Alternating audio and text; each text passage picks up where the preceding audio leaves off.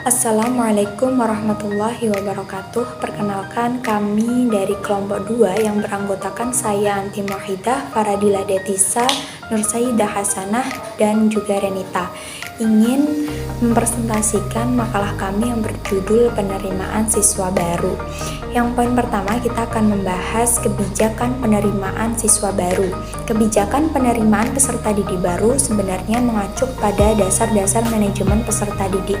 Lembaga menetapkan petunjuk pelaksanaan kegiatan penerimaan peserta didik baru meliputi kriteria calon peserta didik, penerimaan peserta didik yang bersifat objektif, transparan, dan tanpa diskriminasi, orientasi peserta didik baru bersifat akademik, serta keputusan penerimaan calon peserta didik yang dilakukan secara mandiri pada rapat Dewan Guru yang dipimpin oleh Kepala Satuan Pendidikan. Kebijakan penerimaan peserta didik baru merupakan langkah awal dalam proses pelaksanaan penerimaan peserta didik baru untuk menentukan aturan atau pedoman mengenai sistematika yang digunakan dalam pelaksanaan penerimaan peserta didik baru. Kepala madrasah sebagai penanggung jawab atas pelaksanaan penerimaan peserta didik baru tersebut yang menyetujui atas kebijakan yang akan ditetapkan dalam proses berlangsungnya kegiatan penerimaan peserta didik baru. Kepala madrasah atau sekolah memberikan arahan dan instruksi kepada panitia yang telah ditunjuk oleh sekolah dalam pelaksanaan penerimaan peserta didik baru. Faktor kondisional tersebut diantaranya yaitu daya tampung kelas, kriteria siswa yang dapat diterima, ketersediaan anggaran atau dana, ketersediaan dana dan prasarana, ketersediaan tenaga pendidik dan kependidikan, banyaknya jumlah peserta didik yang tinggal kelas, dan lain-lain. Pembahasan yang kedua mengenai prosedur penerimaan peserta didik baru, di mana prosedur penerimaan peserta didik baru ini dimulai dengan adanya pembentukan panitia, dilanjutkan dengan adanya rapat penentuan peserta didik baru, lalu adanya pembuatan pemasangan atau pengiriman pengumuman, pendaftaran penerimaan peserta didik baru, seleksi, hingga penentuan penerimaan peserta didik sampai kepada pengumuman peserta didik hingga registrasi peserta didik yang diterima. Kegiatan pertama yang dilakukan yaitu pembentukan panitia.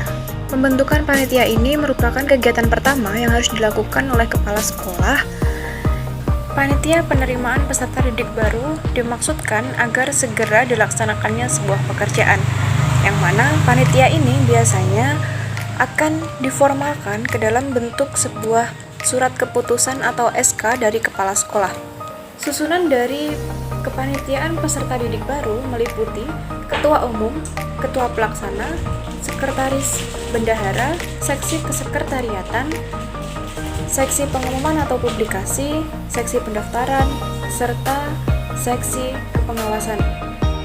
Maka selanjutnya yaitu adanya rapat penerimaan peserta didik, di mana rapat ini dipimpin langsung oleh kepala sekolah ataupun wakil kepala sekolah yang menangani di bidang kesiswaan, di mana di dalam rapat ini nantinya akan ada sebuah hasil atau keputusan yang akan diambil.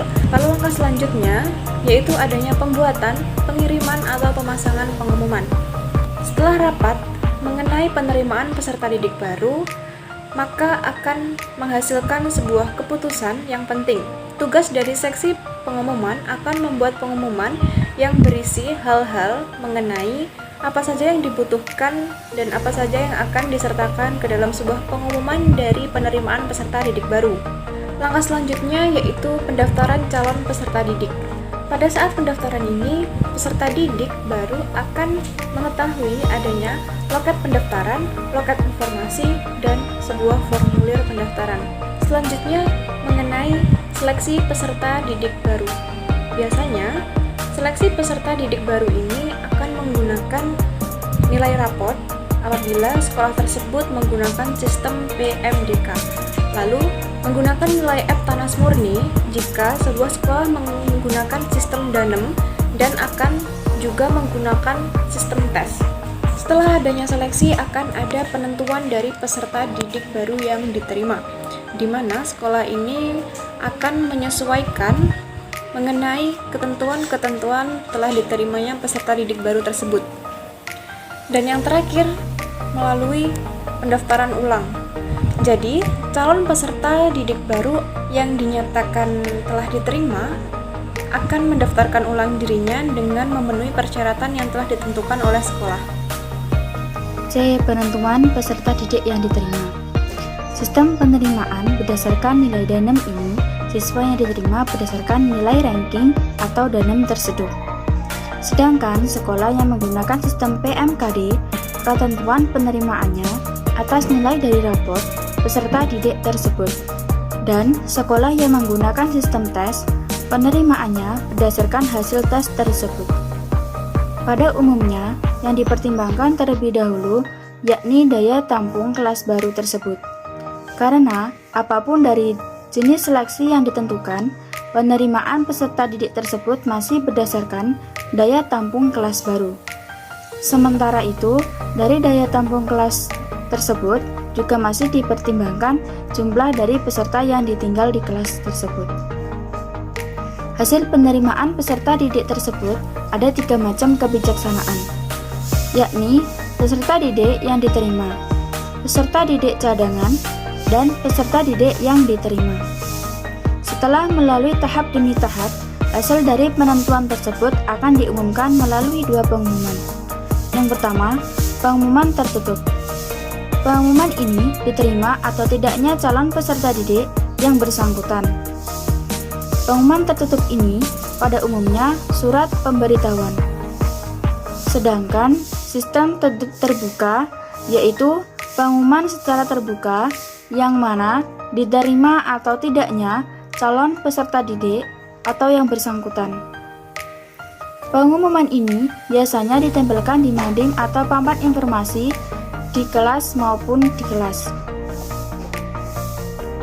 Pada pengumuman yang menggunakan sistem terbuka ini, biasanya pendaftaran ulang menggunakan kartu peserta ujian atau tes. Sekolah akan menentukan berapa jumlah siswa yang akan ditampung di kelas yang terbaru. Setelah sekolah menentukan prestasi pada siswa sekolah tersebut, akan memilih mulai dari yang paling tinggi ke rendah. Penentuan prestasi pada peserta didik tersebut dilakukan dengan cara mengurutkan dari atas ke bawah sampai daya tampung tersebut terpenuhi. Setelah semua alternatif yang dipilih, tentu harus ada kesepakatan bersama dengan tenaga kependidikan di sekolah. Apabila sudah ada kesepakatan bersama dengan tenaga kependidikan yang lain, maka disinilah pentingnya rapat penerimaan peserta didik yang baru. Pembahasan keempat yaitu daftar ulang. Daftar ulang adalah proses akhir setelah adanya pengumuman hasil peserta didik yang diterima di suatu sekolah. Peserta didik yang sudah diterima langsung melakukan pendaftaran ulang dengan cara melengkapi berkas-berkas apa saja yang telah ditentukan oleh pihak sekolah, dan pendaftaran dilakukan dengan langsung datang ke sekolah. Calon peserta didik yang dinyatakan diterima diwajibkan melakukan pendaftaran ulang dengan memenuhi apa saja persyaratan dan kelengkapan yang diminta dari sekolah. Dari pihak sekolah harus menentukan batas waktu kapan pendaftaran ulang dimulai dan ditutup. Jika pendaftaran ulang sudah ditutup, maka calon peserta didik yang tidak mendaftar ulang dinyatakan gugur, kecuali kepada calon peserta didik yang bersangkutan memberi keterangan yang sah mengenai apa saja alasan keterlambatan mendaftar ulang, kehilangan haknya sebagai peserta didik di sekolah tersebut, dan kemudian dapat diisi dengan cadangan. Hal-hal yang tercantum di dalam buku induk adalah sebagai berikut: A. Nomor urut, B. Nomor induk, C. Identitas peserta didik, D. Identitas orang tua wali peserta didik, E. Latar belakang pendidikan, F. Nilai rapot peserta didik di sekolah tiap semester.